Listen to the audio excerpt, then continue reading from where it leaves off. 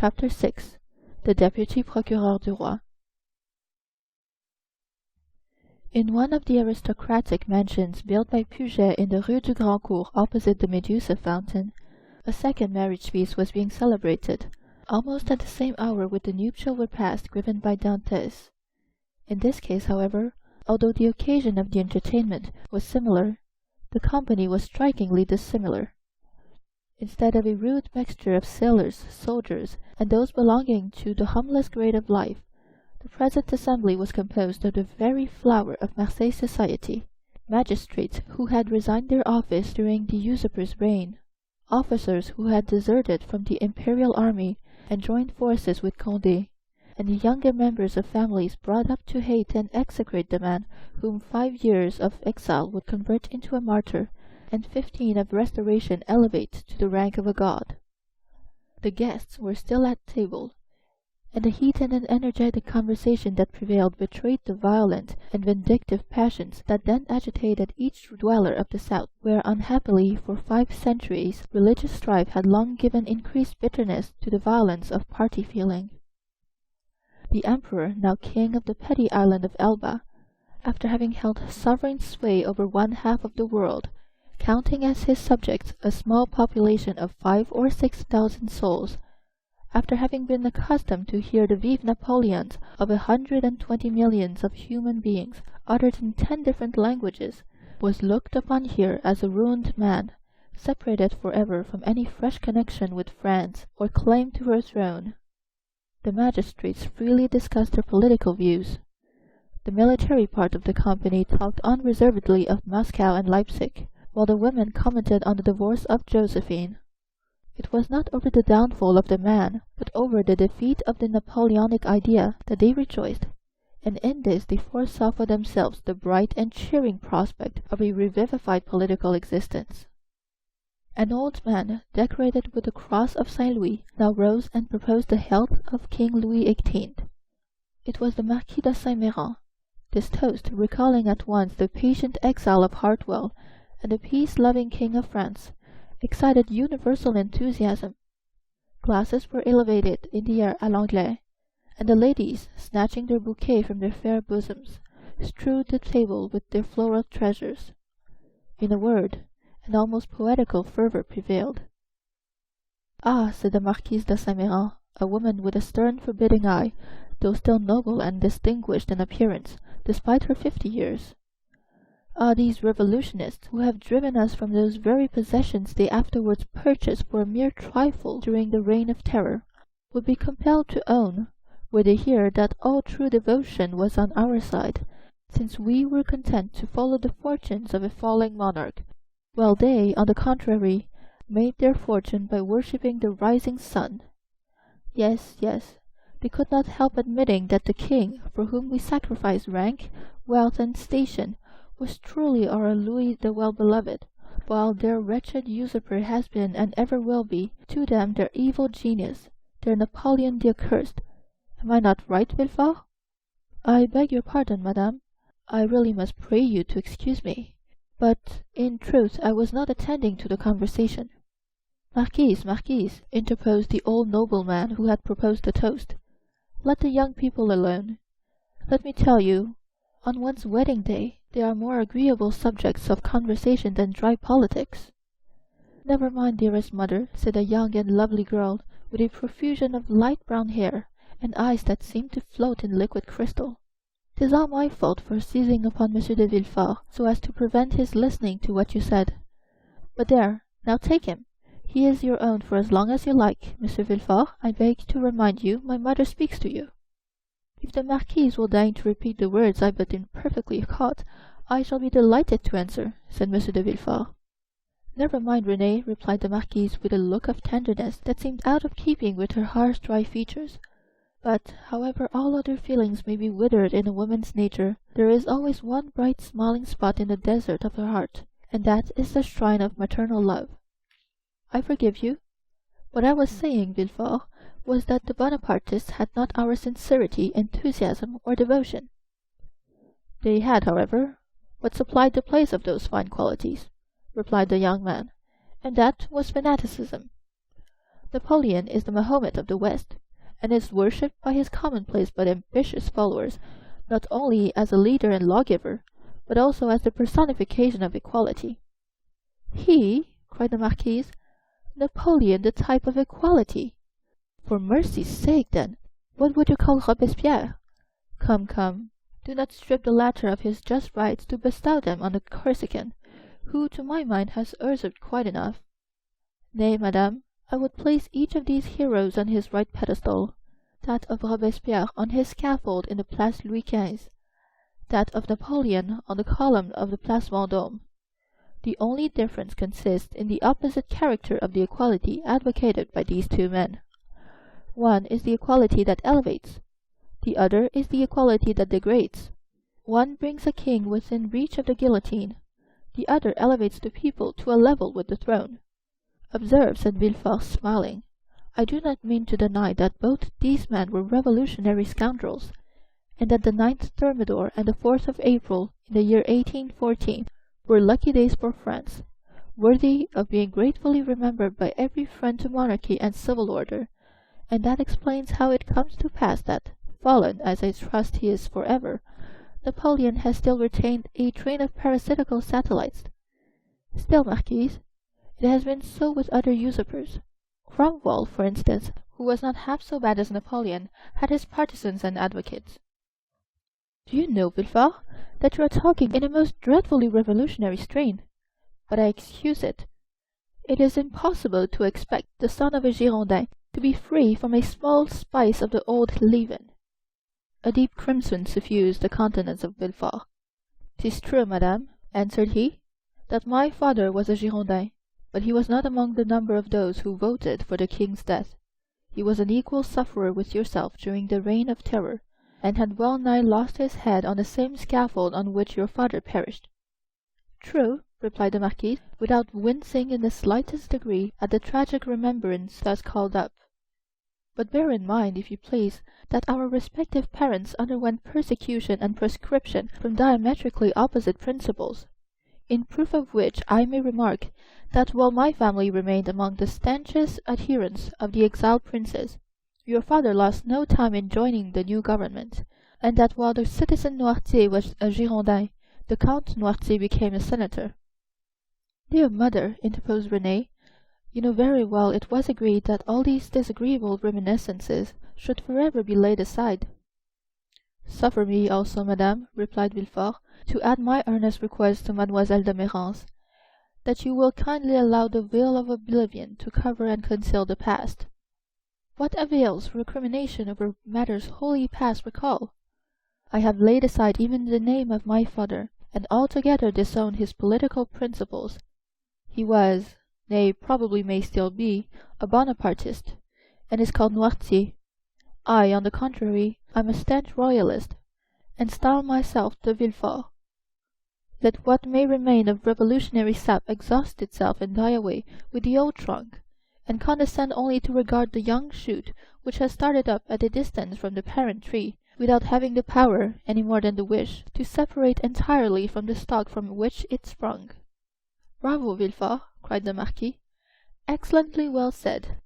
Come now, I have hopes of obtaining what I have been for years endeavouring to persuade the Marquise to promise, namely, a perfect amnesty and forgetfulness of the past." "With all my heart," replied the Marquise. "Let the past be forever forgotten. I promise you it affords me as little pleasure to revive it as it does you. All I ask is, that Villefort will be firm and inflexible for the future in his political principles.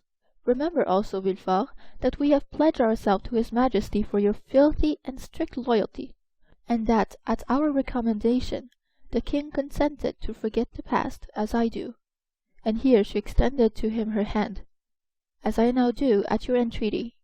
But bear in mind that should there fall in your way any one guilty of conspiring against the government, you will be so much the more bound to visit the offence with rigorous punishment, as it is known you belong to a suspected family." "Alas, madame," returned Villefort, "my profession, as well as the times in which we live, compels me to be severe. I have already successfully conducted several public prosecutions, and brought the offenders to merited punishment. but we have not done with the thing yet." "Do you indeed think so?" inquired the Marquise. "I am at least fearful of it. Napoleon, in the island of Elba, is too near France, and his proximity keeps up the hopes of his partisans. Marseilles is filled with half-pay officers who are daily, under one frivolous pretext or another, getting up quarrels with the royalists. From hence arise continual and fatal duels among the highest classes of persons, and assassinations in the lower. You have heard perhaps said the Comte de Salvieux, one of M. de Méran's oldest friends, and chamberlain to the Count d'Artois, that the Holy Alliance purpose removing him from thence?" "Yes, they were talking about it when we left Paris," said M. de Saint-Méran. "And where is it decided to transfer him?" "To St. Helena." "For heaven's sake, where is that?" asked the Marquise. "An island situated on the other side of the equator, at least 2,000 leagues from here," replied the Count. "So much the better. As Villefort observes, it is a great act of folly to have left such a man between Corsica, where he was born, and Naples, of which his brother-in-law is king, and face to face with Italy, the sovereignty of which he coveted for his son." "Unfortunately," said Villefort, "there are the treaties of 1814, and we cannot molest Napoleon without breaking those compacts." "Oh, well, we shall find some way out of it," responded M. de Salvieux. "There wasn't any trouble over treaties when it was a question of shooting the poor Duc d'Enghien." "Well," said the Marquise, "it seems probable that, by the aid of the Holy Alliance, we shall be rid of Napoleon, and we must trust to the vigilance of M. de Villefort to purify Marseilles of his partisans. The king is either a king or no king. If he be acknowledged as sovereign of France, he should be upheld in peace and tranquillity, and this can best be effected by employing the most inflexible agents to put down every attempt at conspiracy. 'Tis the best and surest means of preventing mischief." "Unfortunately, madame," answered Villefort, "the strong arm of the law is not called upon to interfere until the evil has taken place." "Then all he has got to do is to endeavor to repair it." "Nay, madame, the law is frequently powerless to effect this. All it can do is to avenge the wrong done." "Oh, Monsieur de Villefort," cried the beautiful young creature, daughter to the Comte de Salvieux, and a cherished friend of Mademoiselle de Saint-Méran, "do try and get up some famous trial while we are at Marseilles. I never was in a law court. I am told it is so very amusing." "Amusing? Certainly," replied the young man, "inasmuch as instead of shedding tears at the fictitious tale of woe produced at the theatre, you behold in a law court a case of real and genuine distress, a drama of life. The prisoner whom you there see pale, agitated, and alarmed, instead of, as is the case when a curtain falls on a tragedy, going home to sup peacefully with his family, and then retiring to rest, that he may recommence his mimic woes on the morrow, is removed from your sight merely to be reconducted to his prison and delivered up to the executioner. I leave you to judge how far your nerves are calculated to bear you through such a scene. Of this, however, be assured, that should any favorable opportunity present itself, I will not fail to offer you the choice of being present." "For shame, Monsieur de Villefort," said Renée, becoming quite pale. "Don't you see how you're frightening us? And yet you laugh. What would you have? 'Tis like a duel. I have already recorded sentence of death 5 or 6 times against the movers of political conspiracies, and who can say how many daggers may be ready sharpened, and only awaiting a favorable opportunity to be buried in my heart?" "Gracious heavens, Monsieur de Villefort," said Renée, becoming more and more terrified, "you surely are not in earnest?" "Indeed I am," replied the young magistrate with a smile, "and in the interesting trial that young lady is anxious to witness, the case would only be still more aggravated. Suppose, for instance, the prisoner, as is more than probable, to have served under Napoleon. Well, can you expect for an instant that one accustomed at the word of his commander to rush fearlessly on the very bayonets of his foe, will scruple more to drive a stiletto into the heart of one he knows to be his personal enemy, than to slaughter his fellow creature, merely because bidden to do so by one he is bound to obey? Besides, one requires the excitement of being hateful in the eyes of the accused, in order to lash oneself into a state of sufficient vehemence and power. I would not choose to see the man against whom I pleaded smile, as though in mockery of my words. No, my pride is to see the accused pale, agitated, and as though beaten out of all composure by the fire of my eloquence. Renée uttered a smothered exclamation. "Bravo!" cried one of the guests. "That is what I call talking to some purpose." "Just the person we require at a time like the present," said a second. "What a splendid business that last case of yours was, my dear Villefort," remarked a third. "I mean the trial of the man for murdering his father. Upon my word, you killed him ere the executioner had laid his hand upon him." "Oh, as for parricides and such dreadful people as that," interposed Renée, "it matters very little what is done to them. But as regards poor unfortunate creatures whose only crime consists in having mixed themselves up in political intrigues, why, that is the very worst offense they could possibly commit. For don't you see, Renée, the king is the father of his people, and he who shall plot or contrive aught against the life and safety of the parent of 32 millions of souls is a parricide upon a fearfully great scale." "I don't know anything about that," replied Renée. "But, Monsieur de Villefort, you have promised me, have you not, always to show mercy to those I plead for?" "Make yourself quite easy on that point," answered Villefort, with one of his sweetest smiles. "You and I will always consult upon our verdicts." "My love," said the Marquise, "attend to your doves, your lapdogs, and embroidery, but do not meddle with what you do not understand. Nowadays the military profession is in abeyance, and the magisterial robe is the badge of honor. There is a wise Latin proverb that is very much in point." "Sedant arma togae," said Villefort with a bow. "I cannot speak Latin," responded the Marquise. "Well," said Renée, "I cannot help regretting you had not chosen some other profession than your own. A physician, for instance. Do you know, I always felt a shudder at the idea of even a destroying angel." "Dear good Renée," whispered Villefort, as he gazed with unutterable tenderness on the lovely speaker. "Let us hope, my child," cried the Marquis, "that Monsieur de Villefort may prove the moral and political physician of this province. If so, he will have achieved a noble work." "And one which will go far to efface the recollection of his father's conduct," added the incorrigible Marquise.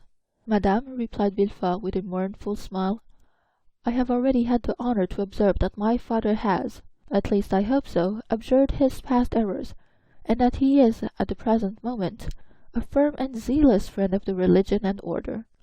A better royalist, possibly, than his son, for he has to atone for past dereliction, while I have no other impulse than warm, decided preference and conviction."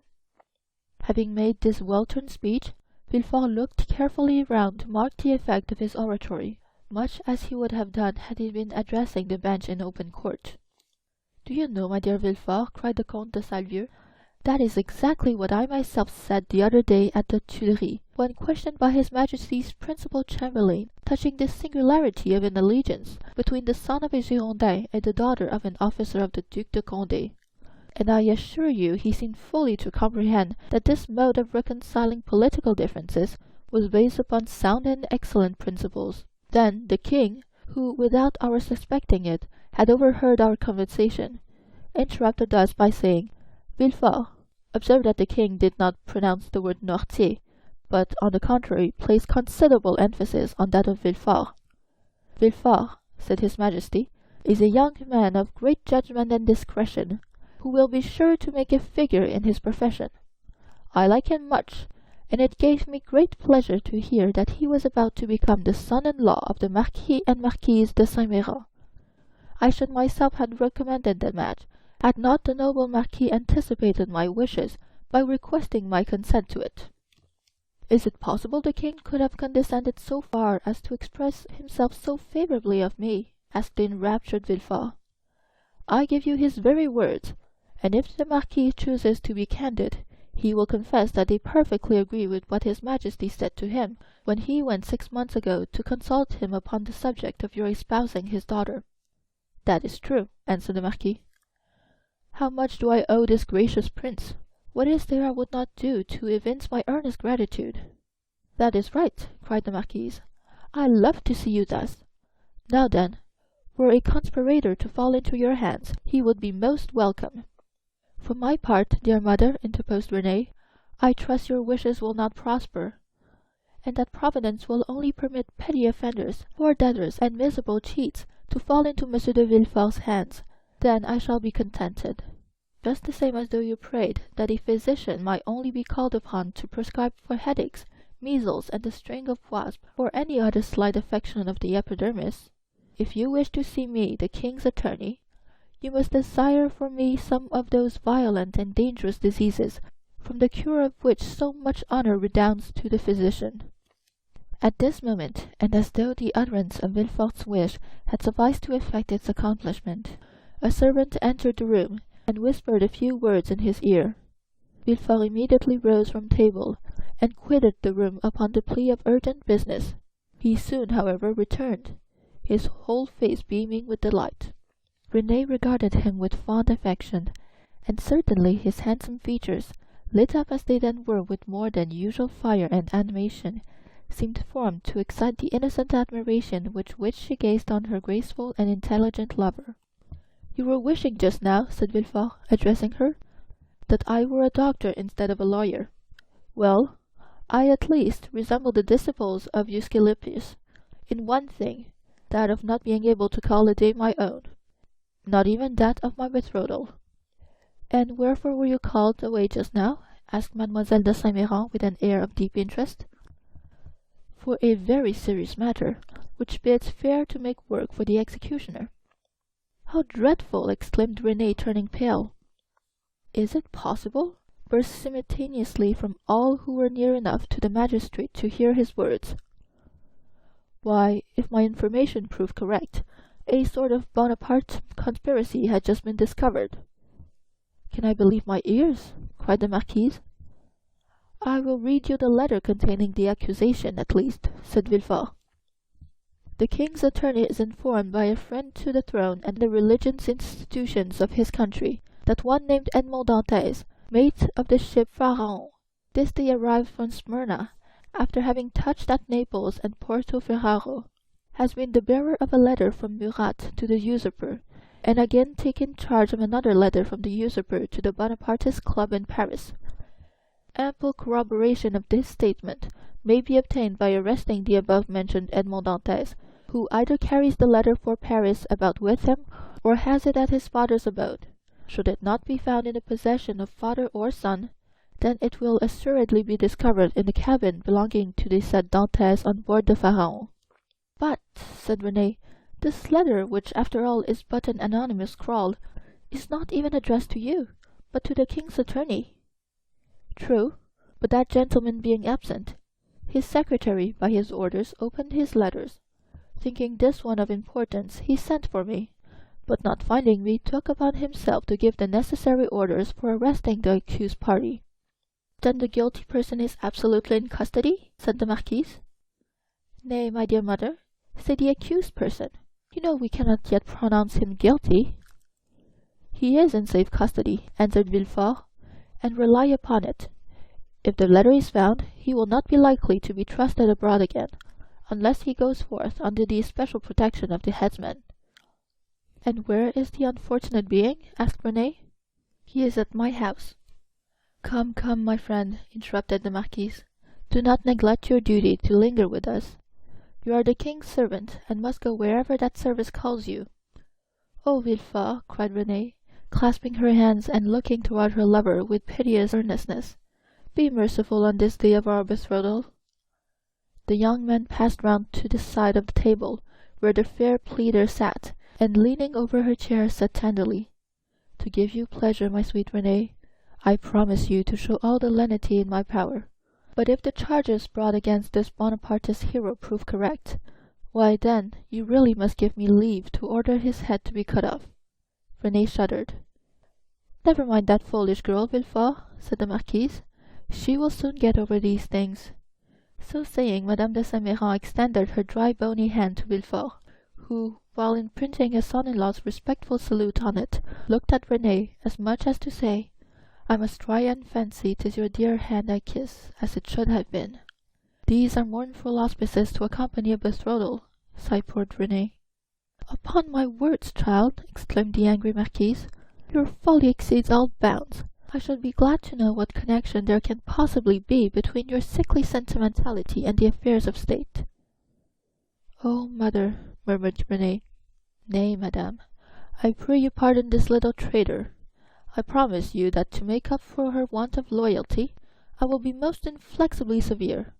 Then casting an expressive glance at his betrothed, which seemed to say, "Fear not, for your dear sake my justice shall be tempered with mercy," and receiving a sweet and approving smile in return, Villefort quitted the room. Chapter 7. The Examination. No sooner had Villefort left the salon than he assumed the grave air of a man who holds the balance of life and death in his hands. Now, in spite of the mobility of his countenance, the command of which, like a finished actor, he had carefully studied before the glass, it was by no means easy for him to assume an air of judicial severity. Except the recollection of the line of politics his father had adopted, and which might interfere unless he acted with the greatest prudence with his own career, Gérard de Villefort was as happy as a man could be. Already rich, he held a high official situation, though only 27. He was about to marry a young and charming woman, whom he loved, not passionately, but reasonably, as became a deputy attorney of the king. And besides her personal attractions, which were very great, Mademoiselle de Saint Méran's family possessed considerable political influence, which they would, of course, exert in his favour. The dowry of his wife amounted to 50,000 crowns, and he had besides the prospect of seeing her fortune increased to 500,000 at her father's death. These considerations naturally gave Villefort a feeling of such complete felicity that his mind was fairly dazzled in its contemplation. At the door he met the commissary of police, who was waiting for him. The sight of this officer recalled Villefort from the third heaven to earth. He composed his face, as we have before described, and said, "I have read the letters, sir, and you have acted rightly in arresting this man. Now inform me what you have discovered concerning him and the conspiracy." "We know nothing as yet of the conspiracy, monsieur. All the papers found have been sealed up and placed on your desk. The prisoner himself is named Edmond Dantes, mate on board the three-master de Pharaon, trading in cotton with Alexandria and Smyrna, and belonging to Morel and Son, of Marseilles. Before he entered the merchant service, has he ever served in the marines?" "Oh, no, monsieur, he is very young." "How old?" 19 or 20 at the most."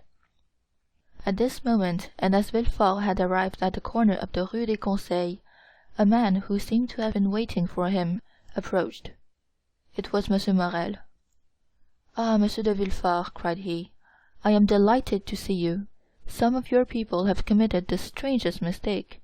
They have just arrested Edmond Dantes, mate of my vessel." "I know it, monsieur," replied Villefort, "and I am now going to examine him." "Oh," said Morel, carried away by his friendship, "you do not know him, and I do. He is the most estimable, the most trustworthy creature in the world, and I will venture to say there is not a better seaman in all the merchant service. Oh, Monsieur de Villefort, I beseech your indulgence for him." Villefort, as we have seen, belonged to the aristocratic party at Marseilles, Morel to the plebeian.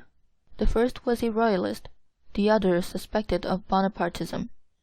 Villefort looked disdainfully at Morel, and replied, "You are aware, monsieur, that a man may be estimable and trustworthy in private life, and the best seaman in the merchant service, and yet be, politically speaking, a great criminal. Is it not true?" The magistrate laid emphasis on these words, as if he wished to apply them to the owner himself, while his eyes seemed to plunge into the heart of one who, interceding for another, had himself need of indulgence. Morel reddened, for his own conscience was not quite clear on politics. Besides, what Dantes had told him of his interview with the Grand Marshal, and what the Emperor had said to him, embarrassed him. He replied, however, "I entreat you, Monsieur de Villefort, be as you always are kind and equitable, and give him back to us soon." This gave a sound and revolutionary in the deputy's ears. Ah, murmured he, "is Dantes then a member of some Carbonari society, that his protector thus employs the collective form? He was, if I recollect, arrested in a tavern, in company of a great many others." Then he added, Monsieur, you may rest assured I shall perform my duty impartially, and that if he be innocent, you shall not have appealed to me in vain. Should he, however, be guilty, in this present epoch, immunity would furnish a dangerous example, and I must do my duty." As he had now arrived at the door of his own house, which adjoined the Palais de Justice, he entered after having coldly saluted the shipowner, who stood, as if petrified, on the spot where Villefort had left him. The antechamber was full of police agents and gendarmes, in the midst of whom, carefully watched, but calm and smiling, stood the prisoner.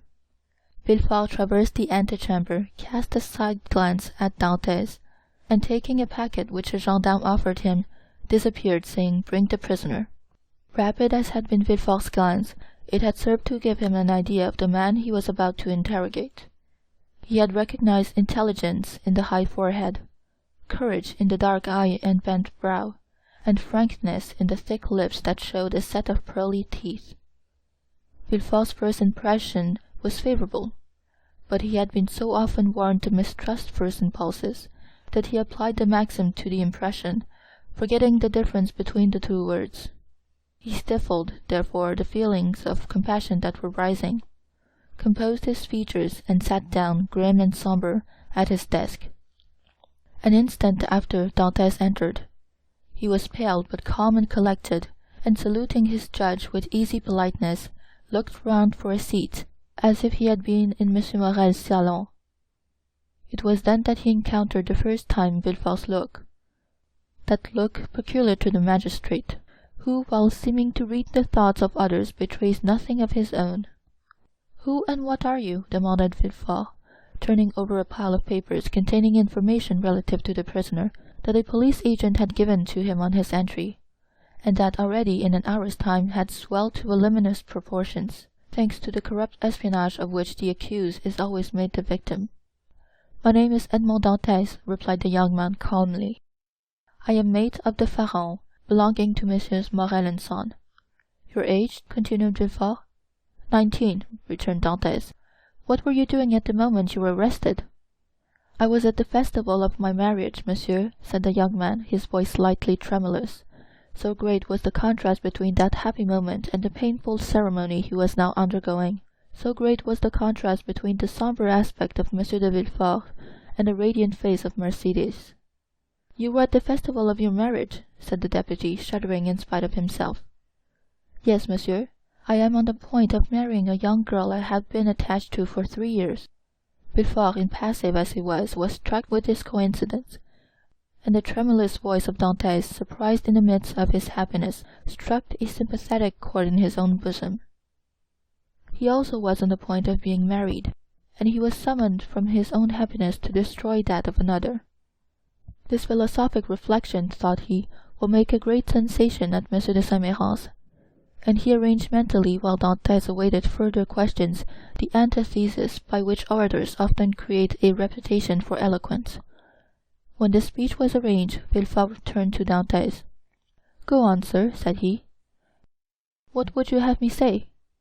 "Give all the information in your power."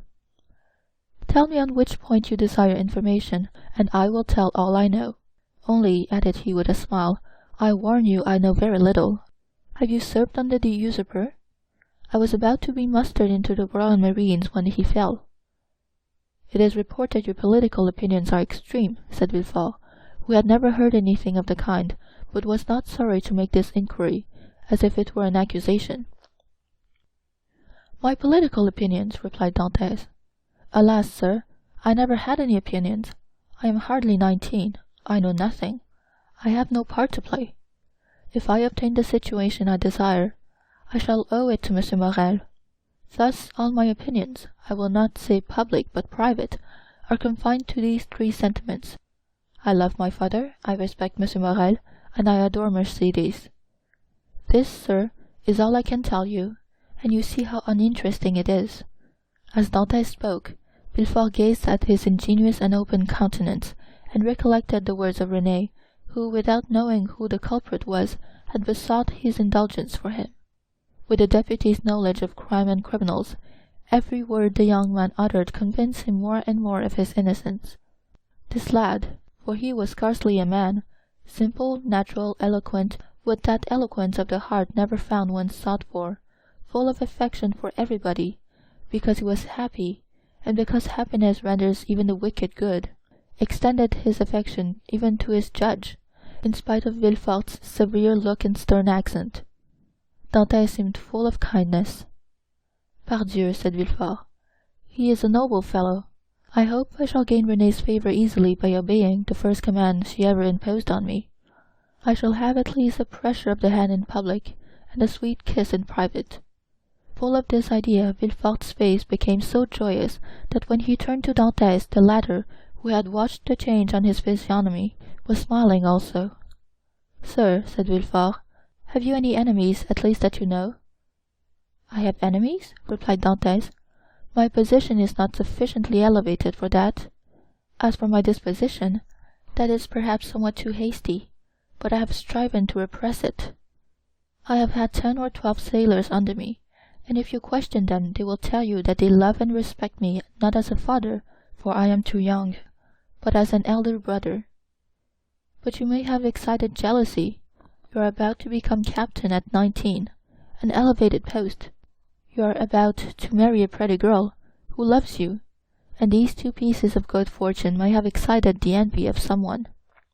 You are right, you know men better than I do, and what you say may possibly be the case, I confess, but if such persons are among my acquaintances, I prefer not to know it, because then I should be forced to hate them.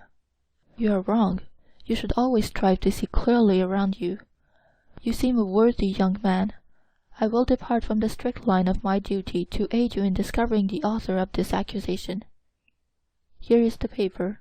Do you know the writing?" As he spoke, Villefort drew the letter from his pocket, and presented it to Dantes. Dantes read it. A cloud passed over his brow as he said, "No, monsieur, I do not know the writing, and yet it is tolerably plain.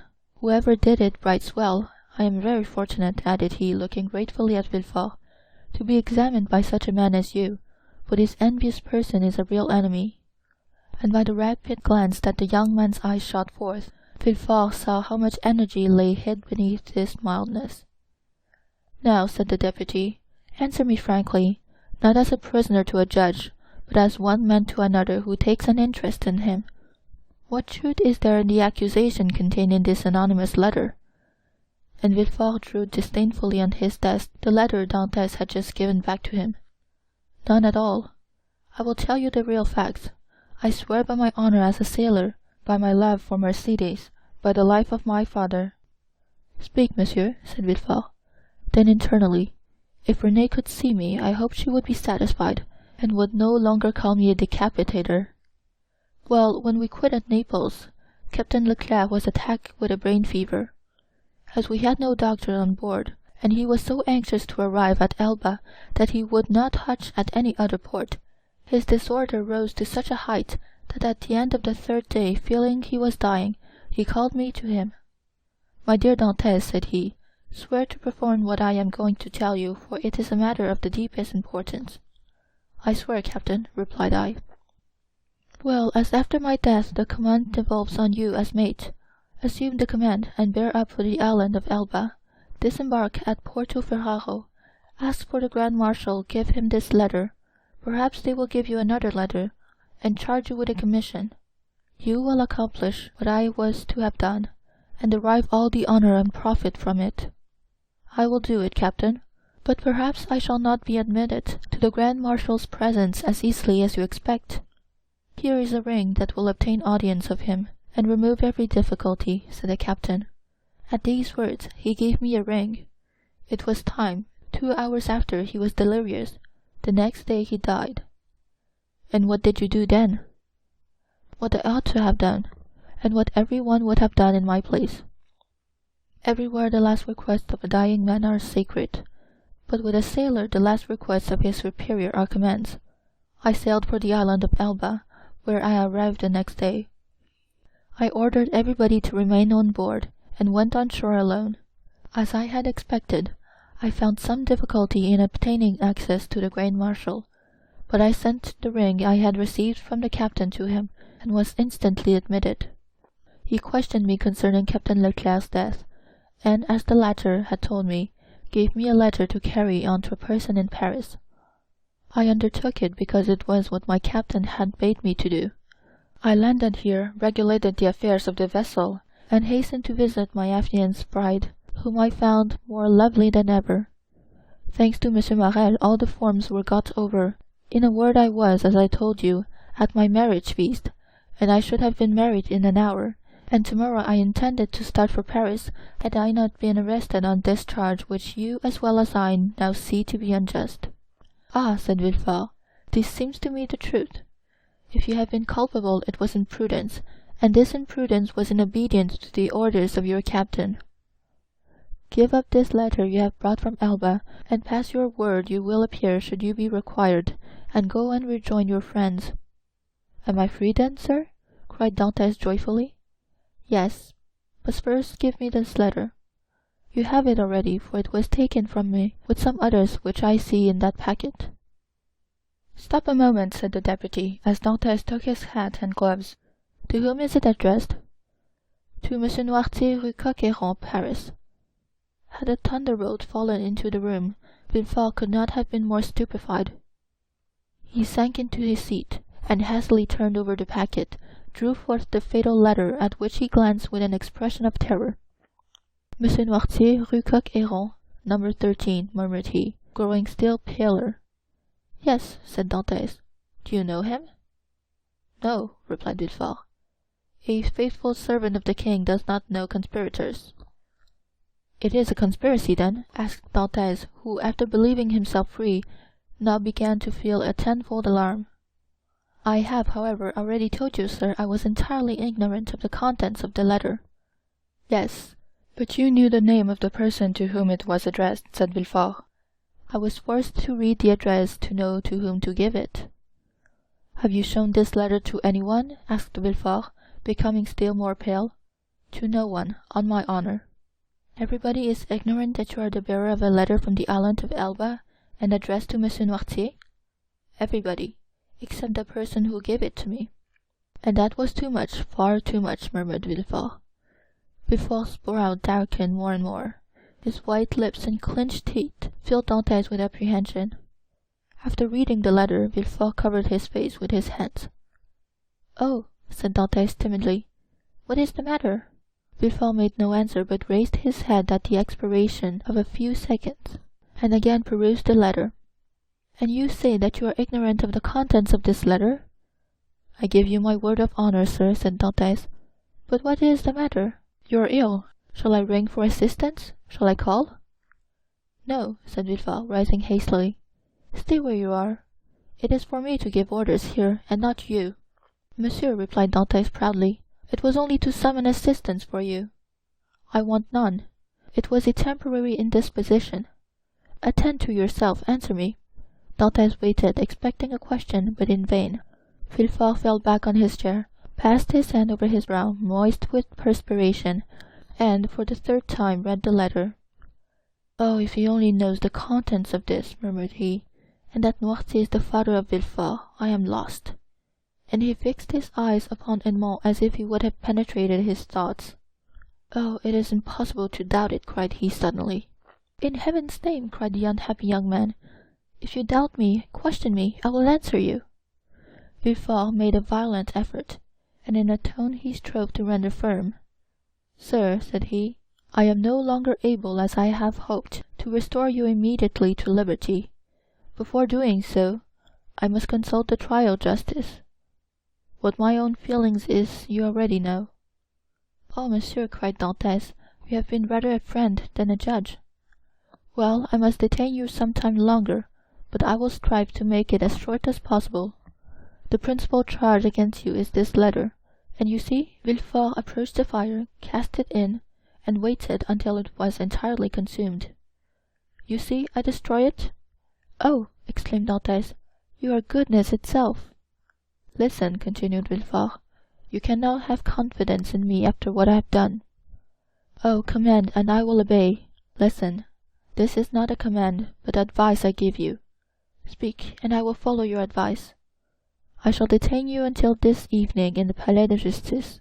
Should anyone else interrogate you, Say to him what you have said to me, but do not breathe a word of this letter." "I promise." It was Villefort who seemed to entreat, and the prisoner who reassured him. "You see," continued he, glancing toward the grate, where fragments of burnt paper fluttered in the flames, "the letter is destroyed. You and I alone know of its existence. Should you therefore be questioned, deny all knowledge of it. Deny it boldly, and you are saved."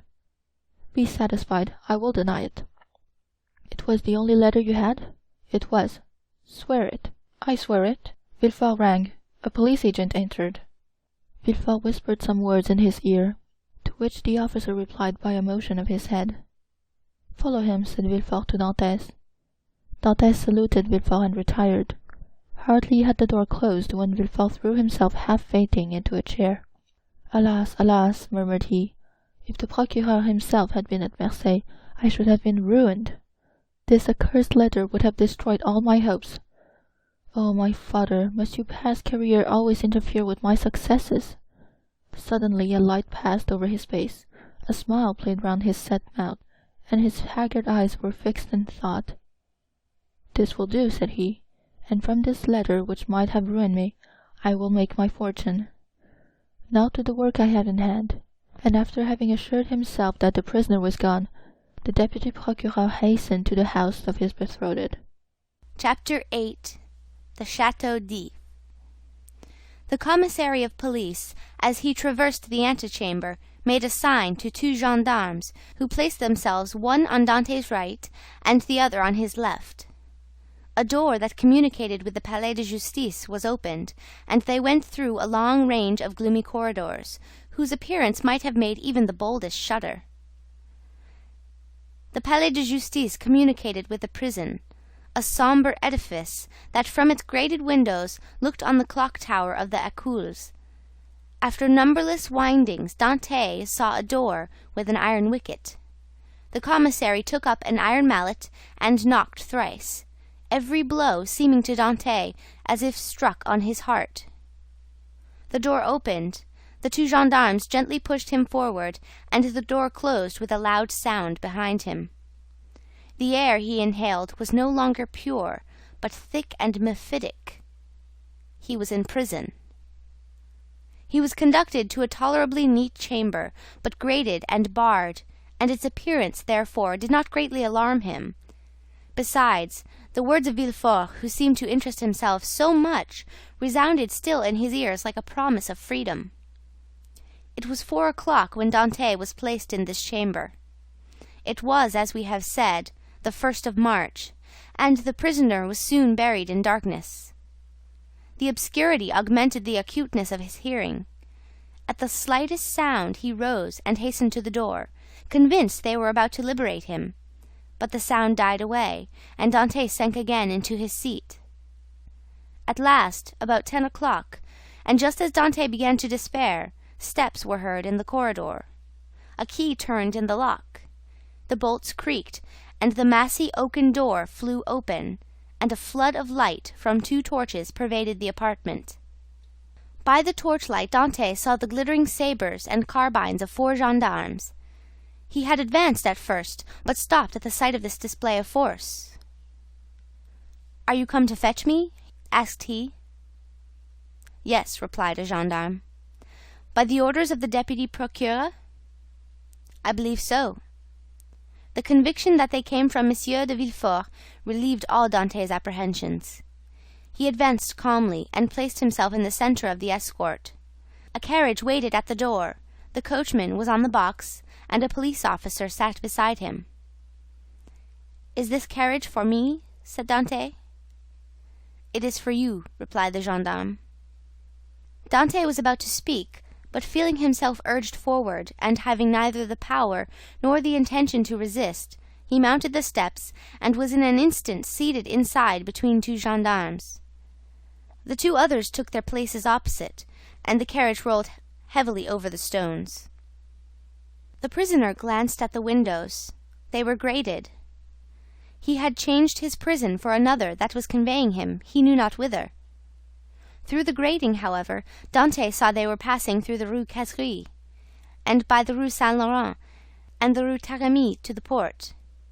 Soon he saw the lights of La Conseigne. The carriage stopped. The officer descended, approached the guard-house. A dozen soldiers came out and formed themselves in order. Dantes saw the reflection of their muskets by the light of the lamps on the quay. "Can all this force be summoned on my account?" thought he. The officer opened the door, which was locked, and without speaking a word answered Dantes' question. For he saw between the ranks of the soldiers a passage formed from the carriage to the port. The two gendarmes who were opposite to him descended first. Then he was ordered to alight, and the gendarmes on each side of him followed his example. They advanced towards a boat, which a custom-house officer held by a chain near the quay. The soldiers looked at Dantes with an air of stupid curiosity. In an instant he was placed in the stern sheets of the boat, between the gendarmes, while the officer stationed himself at the bow. A shove sent the boat adrift, and 4 sturdy oarsmen impelled it rapidly towards the Pilon. A shout from the boat. The chain that closes the mouth of the port was lowered, and in a second they were, as Dantes knew, in the Frioul, outside the inner harbour.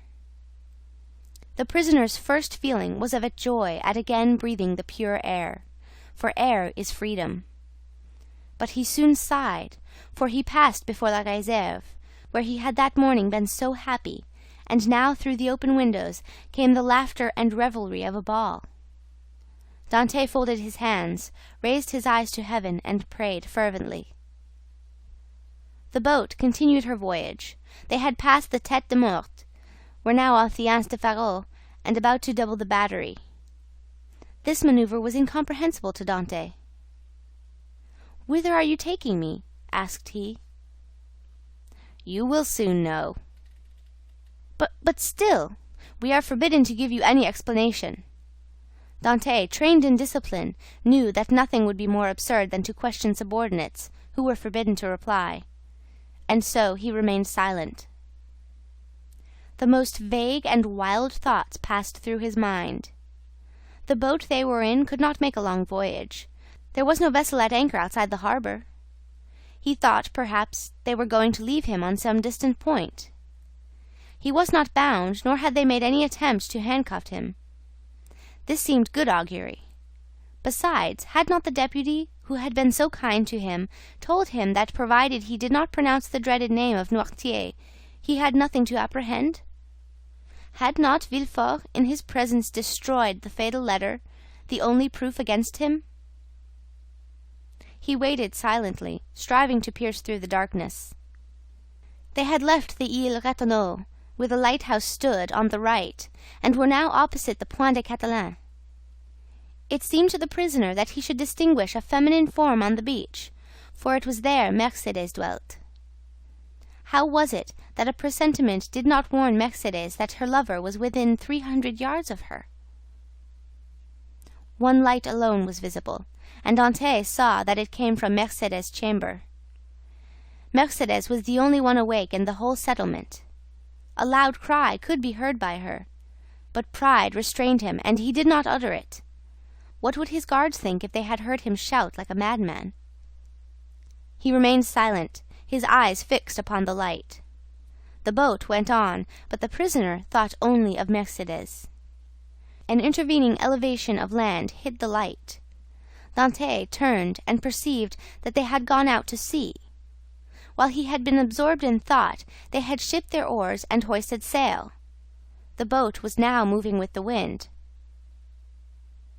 In spite of his repugnance to address the guards, Dante turned to the nearest gendarme, and, taking his hand, "Comrade," said he, "I adjure you, as a Christian and a soldier, to tell me where we are going.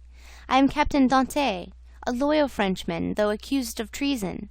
Tell me where you are conducting me, and I promise you, on my honor, I will submit to my fate." The gendarme looked irresolutely at his companion, who returned for an answer a sign that said, "I see no great harm in telling him now." The gendarme replied, "You are a native of Marseilles and a sailor, and yet you do not know where you are going?" "On my honor, I have no idea." "Have you no idea whatever?" "None at all." That is impossible." "I swear to you it is true. Tell me, I entreat."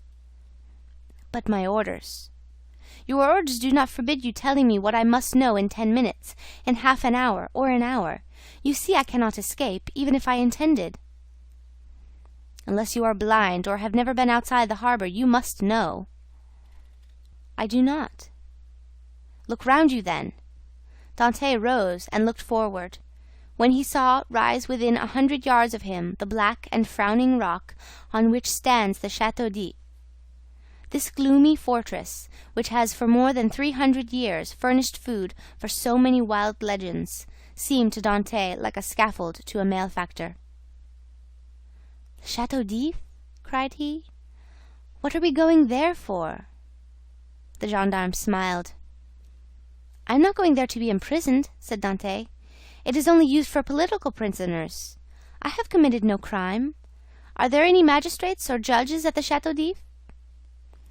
"There are only," said the gendarme, "a governor, a garrison, turnkeys, and good thick walls. Come, come, do not look so astonished, or you will make me think you are laughing at me in return for my good nature." Dante pressed the gendarme's hand as though he would crush it. "You think, then," said he, "that I am taken to the Château d'If to be imprisoned there?" "It is probable, but there is no occasion to squeeze so hard." "Without any inquiry, without any formality?" "All the formalities have been gone through. The inquiry is already made." "And so, in spite of M. de Villefort's promises?" "I do not know what M. de Villefort promised you," said the gendarme, "but I know we are taking you to the Château d'If." "But what are you doing? Help! Comrades, help!" By a rapid movement which the gendarme's practiced eye had perceived, Dante sprang forward to precipitate himself into the sea. But 4 vigorous arms seized him as his feet quitted the bottom of the boat. He fell back, cursing with rage. "Good," said the gendarme, placing his knee on his chest. "Believe soft-spoken gentlemen again. Hark ye, my friend, I have disobeyed my first order, but I will not disobey the second. And if you move, I will blow your brains out." And he levelled his carbine at Dante, who felt the muzzle against his temple. For a moment, the idea of struggling crossed his mind, and of so ending the unexpected evil that had overtaken him. But he bethought him of M. de Villefort's promises, and besides, death in a boat from the hand of a gendarme seemed too terrible. He remained motionless, but gnashing his teeth and wringing his hands with fury. At this moment the boat came to a landing with a violent shock. One of the sailors leaped on shore. A cord creaked as it ran through a pulley, and Dante guessed they were at the end of the voyage, and that they were mooring the boat. His guards, taking him by the arms and coat-collar, forced him to rise, and dragged him towards the steps that led to the gate of the fortress, while the police officer, carrying a musket with fixed bayonet, followed behind. Dante made no resistance. He was like a man in a dream. He saw soldiers drawn up on the embankment. He knew vaguely that he was ascending a flight of steps. He was conscious that he passed through a door, and that the door closed behind him, but all this indistinctly as through a mist. He did not even see the ocean, that terrible barrier against freedom which the prisoners look upon with utter despair. They halted for a minute, during which he strove to collect his thoughts. He looked around. He was in a court surrounded by high walls. He heard the measured tread of sentinels, and as they passed before the light, he saw the barrels of their muskets shine. They waited upwards of 10 minutes. Certain Dante could not escape, the gendarmes released him. They seemed awaiting orders. The orders came. "Where is the prisoner?" said a voice. "Here," replied the gendarmes. "Let him follow me. I will take him to his cell." "Go," said the gendarmes, thrusting Dante forward. The prisoner followed his guide, who led him into a room almost underground, whose bare and reeking walls seemed as though impregnated with tears. A lamp placed on a stool illumined the apartment faintly, and showed Dante the features of his conductor, an under-jailer, ill-clothed, and of sullen appearance. "Here is your chamber for tonight," said he. "It is late, and the governor is asleep. Tomorrow, perhaps, he may change you. In the meantime there is bread, water, and fresh straw, and that is all a prisoner can wish for. Good night." And before Dante could open his mouth, before he had noticed where the jailer placed his bread or the water, before he glanced towards the corner where the straw was, the jailer disappeared, taking with him the lamp and closing the door, leaving stamped upon the prisoner's mind the dim reflection of the dripping walls of his dungeon. Dante was alone in darkness and in silence, cold as the shadows that he felt breathe on his burning forehead. With the first dawn of day the jailer returned, with orders to leave Dante where he was. He found the prisoner in the same position, as if fixed there, his eyes swollen with weeping. He had passed the night standing and without sleep. The jailer advanced. Dante appeared not to perceive him. He touched him on the shoulder. Edmond started. "Have you not slept?" said the jailer. "I do not know," replied Dante. The jailer stared. "Are you hungry?" continued he. "I do not know." "Do you wish for anything?" "I wish to see the governor." The jailer shrugged his shoulders and left the chamber. Dante followed him with his eyes, and stretched forth his hands toward the open door. But the door closed. All his emotion then burst forth. He cast himself on the ground, weeping bitterly, and asking himself what crime he had committed that he was thus punished. The day passed thus. He scarcely tasted food, but walked round and round the cell like a wild beast in his cage. One thought in particular tormented him, namely that, during his journey hither, he had sat so still, whereas he might a dozen times have plunged into the sea, and thanks to his powers of swimming, for which he was famous, have gained the shore, concealed himself until the arrival of a Genoese or Spanish vessel, escaped to Spain or Italy, where Mercedes and his father could have joined him. He had no fears as to how he should live. Good seamen are welcome everywhere. He spoke Italian like a Tuscan and Spanish like a Castilian. He would have been free and happy with Mercedes and his father, whereas now he was confined in the Château d'If, that impregnable fortress, ignorant of the future destiny of his father and Mercedes. And all this because he had trusted to Villefort's promise. The thought was maddening, and Dante threw himself furiously down on his straw. The next morning, at the same hour, the jailer came again. "Well," said the jailer, "are you more reasonable today?" Dante made no reply. "Come, cheer up. Is there anything that I can do for you?" "I wish to see the governor." "I have already told you, it is impossible." "Why so?" "Because it is against prison rules, and prisoners must not even ask for it." "What is allowed, then?"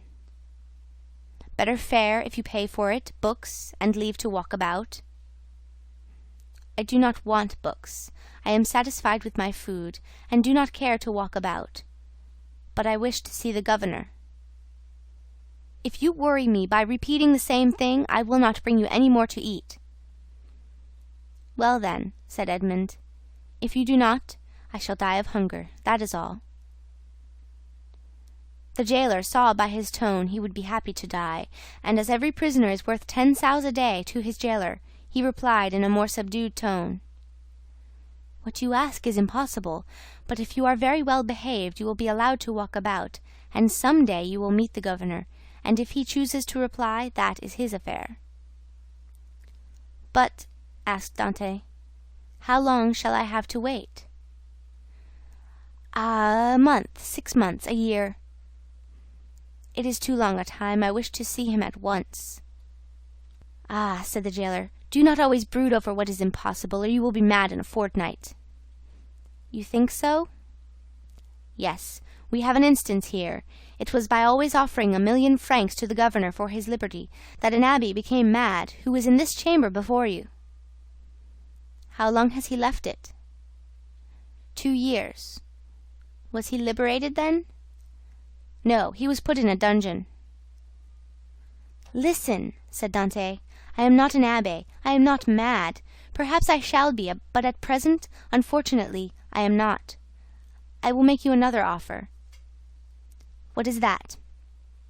I do not offer you 1,000,000, because I have it not. But I will give you 100 crowns if, the first time you go to Marseilles, you will seek out a young girl named Mercedes at the Catalans, and give her 2 lines from me.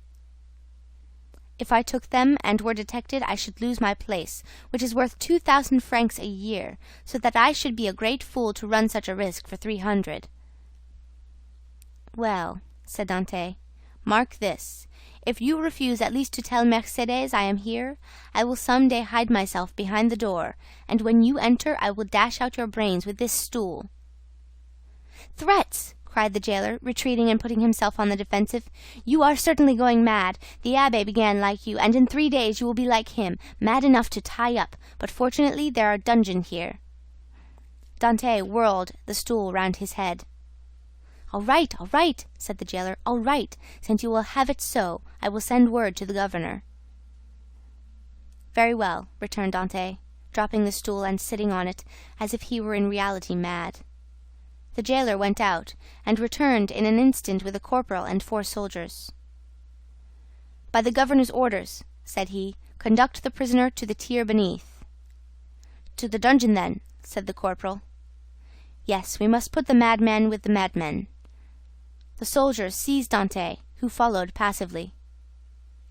He descended 15 steps, and the door of a dungeon was opened, and he was thrust in. The door closed, and Dante advanced with outstretched hands until he touched the wall. He then sat down in the corner until his eyes became accustomed to the darkness. The jailer was right. Dante wanted but little of being utterly mad. Chapter 9. The evening of the betrothal. Villefort had, as we have said, hastened back to Madame de Saint-Méran's in the Place de Grandcour, and on entering the house found that the guests whom he had left at table were taking coffee in the salon. Renée was, with all the rest of the company, anxiously awaiting him, and his entrance was followed by a general exclamation. "Well, Decapitator, guardian of the state, royalist, Brutus, what is the matter?" said one. "Speak out." "Are we threatened with a fresh reign of terror?" asked another. "Has the Corsican ogre broken loose?" cried a third. "Marquise," said Villefort, approaching his future mother-in-law, "I request your pardon for thus leaving you. Will the Marquis honor me by a few moments' private conversation?" "Ah, it is really a serious matter, then?" asked the Marquis, remarking the cloud on Villefort's brow. "So serious that I must take leave of you for a few days. So," added he, turning to Renée, "judge for yourself if it be not important." "You're going to leave us?" cried Renée, unable to hide her emotion at this unexpected announcement. "Alas," returned Villefort, "I must." "Where then are you going?" asked the Marquise. "That, madame, is an official secret, but if you have any commissions for Paris, a friend of mine is going there tonight, and will with pleasure undertake them." The guests looked at each other. "You wish to speak to me alone?" said the Marquis. "Yes, let us go to the library, please." The Marquis took his arm, and they left the salon. "Well," asked he, as soon as they were by themselves, "tell me what it is." "An affair of the greatest importance that demands my immediate presence in Paris. Now excuse the indiscretion, Marquis, but have you any landed property?" "All my fortune is in the funds, 700,000 or 800,000 francs." "Then sell out, Marquis, or you will lose it all." "But how can I sell out here?" "You have a broker, have you not?" "Yes." "Then give me a letter to him, and tell him to sell out without an instant's delay. Perhaps even now I shall arrive too late." "The deuce you say!" replied the Marquis. "Let us lose no time, then." And sitting down, he wrote a letter to his broker, ordering him to sell out at the market price. "Now then," said Villefort, placing the letter in his pocket-book, "I must have another." "To whom?" "To the king." "To the king?" "Yes." "I dare not write to his Majesty." "I do not ask you to write to his Majesty, but ask Monsieur de Servieux to do so." I want a letter that will enable me to reach the king's presence without all the formalities of demanding an audience. That would occasion a loss of precious time. But address yourself to the keeper of the seals. He has the right of entry at the Tuileries, and can procure you audience at any hour of the day or night. Doubtless, but there is no occasion to divide the honours of my discovery with him. The keeper would leave me in the background, and take all the glory to himself.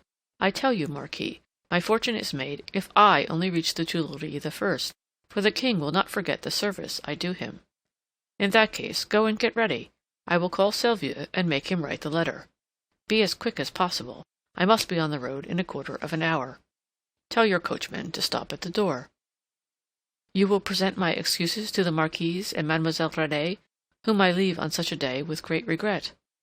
You will find them both here, and can make your farewells in person. 1,000 thanks, and now for the letter." The Marquis rang. A servant entered. "Say to the Comte de Selvieux that I would like to see him." "Now then, go," said the Marquis. "I shall be gone only a few moments." Villefort hastily quitted the apartment, but reflecting that the sight of the deputy procureur running through the streets would be enough to throw the whole city into confusion, he resumed his ordinary pace. At his door he perceived a figure in the shadow that seemed to wait for him. It was Mercédès, who, hearing no news of her lover, had come unobserved to inquire after him. As Villefort drew near, she advanced and stood before him. Dante had spoken of Mercédès, and Villefort instantly recognized her. Her beauty and high bearing surprised him, and when she inquired what had become of her lover, it seemed to him that she was the judge and he the accused. "The young man you speak of," said Villefort abruptly, "is a great criminal, and I can do nothing for him, mademoiselle." Mercédès burst into tears, and as Villefort strove to pass her, again addressed him. "But at least tell me where he is, that I may know whether he is alive or dead," said she. "I do not know. He is no longer in my hands," replied Villefort. And desirous of putting an end to the interview, he pushed by her and closed the door, as if to exclude the pain he felt. But remorse is not thus banished. Like Virgil's wounded hero, he carried the arrow in his wound, and arrived at the salon, Villefort uttered a sigh that was almost a sob, and sank into a chair. Then the first pangs of an unending torture seized upon his heart. The man he sacrificed to his ambition, that innocent victim immolated on the altar of his father's faults, appeared to him pale and threatening, leading his affianced bride by the hand and bringing with him remorse, not such as the ancients figured, furious and terrible, but that slow and consuming agony whose pangs are intensified from hour to hour up to the very moment of death. Then he had a moment's hesitation. He had frequently called for capital punishment on criminals, and owing to his irresistible eloquence they had been condemned, and yet the slightest shadow of remorse had never clouded Villefort's brow, because they were guilty, at least he believed so. But here was an innocent man, whose happiness he had destroyed. In this case he was not the judge, but the executioner. As he thus reflected, he felt the sensation we have described, and which had hitherto been unknown to him, arise in his bosom, and fill him with vague apprehensions. It is thus that a wounded man trembles instinctively at the approach of the finger to his wound, until it be healed. But Villefort's was one of those that never close, or if they do, only close to reopen more agonizing than ever. If at this moment the sweet voice of Renée had sounded in his ears pleading for mercy, or the fair Mercédès had entered and said, "In the name of God, I conjure you to restore me my affianced husband," his cold and trembling hands would have signed his release. But no voice broke the stillness of the chamber, and the door was opened only by Villefort's valet, who came to tell him that the travelling carriage was in readiness. Villefort rose, or rather sprang from his chair, hastily opened one of the drawers of his desk, emptied all the gold it contained into his pocket, stood motionless an instant, his hand pressed to his head, muttering a few inarticulate sounds, and then, perceiving that his servant had placed his cloak upon his shoulders, he sprang into the carriage, ordering the postilions to drive to M. de Saint Méran's. The hapless Dante was doomed. As the Marquis had promised, Villefort found the Marquise and Renée in waiting. He started when he saw Renée, for he fancied she was again about to plead for Dante. Alas, her emotions were wholly personal. She was thinking only of Villefort's departure. She loved Villefort, and he left her at the moment he was about to become her husband. Villefort knew not when he should return, and Renée, far from pleading for Dante, hated the man whose crime separated her from her lover. Meanwhile, what of Mercédès? She had met Fernand at the corner of the Rue de la Loge. She had returned to the Catalans, and had despairingly cast herself on her couch. Fernand, kneeling by her side, took her hand, and covered it with kisses, that Mercédès did not even feel. She passed the night thus. The lamp went out for want of oil, but she paid no heed to the darkness, and dawn came, but she knew not that it was day. Grief had made her blind to all but one object, that was Edmond. "Ah, you are there," said she, at length, turning towards Fernand. "I have not quitted you since yesterday," returned Fernand sorrowfully. M. Morel had not readily given up the fight. He had learned that Dante had been taken to prison, and he had gone to all his friends and the influential persons of the city, but the report was already in circulation that Dante was arrested as a Bonapartist agent, and as the most sanguine looked upon any attempt of Napoleon to remount the throne as impossible. He met with nothing but refusal, and had returned home in despair, declaring that the matter was serious, and that nothing more could be done. Caderousse was equally restless and uneasy, but instead of seeking, like M. Morel, to aid Dante, he had shut himself up with 2 bottles of black currant brandy, in the hope of drowning reflection. But he did not succeed, and became too intoxicated to fetch any more drink, and yet not so intoxicated as to forget what had happened. With his elbows on the table, he sat between the 2 empty bottles, while spectres danced in the light of the unsnuffed candle. Spectres such as Hoffmann strews over his punch-drunk pages, like black, fantastic dust. Danglars alone was content and joyous. He had got rid of an enemy, and made his own situation on the Pharaon secure. Danglars was one of those men born with a pen behind the ear and an inkstand in place of a heart. Everything with him was multiplication or subtraction. The life of a man was to him of far less value than a numeral, especially when, by taking it away, he could increase the sum total of his own desires. He went to bed at his usual hour, and slept in peace. Villefort, after receiving M. de Saveur's letter, embraced Renée, kissed the Marquise's hand, and shaken that of the Marquis, started for Paris along the Aix road. Old Dante was dying with anxiety to know what had become of Edmond, but we know very well what had become of Edmond. Chapter 10. The King's Closet at the Tuileries. We will leave Villefort on the road to Paris, travelling, thanks to trebled fees, with all speed, and passing through 2 or 3 apartments, enter at the Tuileries the little room with the arched window, so well known as having been the favorite closet of Napoleon and Louis XVIII, and now of Louis Philippe. There, seated before a walnut table he had brought with him from Hartwell, and to which, from one of those fancies not uncommon to great people, he was particularly attached, the king, Louis XVIII, was carelessly listening to a man of 50 or 52 years of age, with gray hair, aristocratic bearing, and exceedingly gentlemanly attire, and meanwhile making a marginal note in a volume of Gryphius's rather inaccurate but much sought-after edition of Horace, a work which was much indebted to the sagacious observations of the philosophical monarch.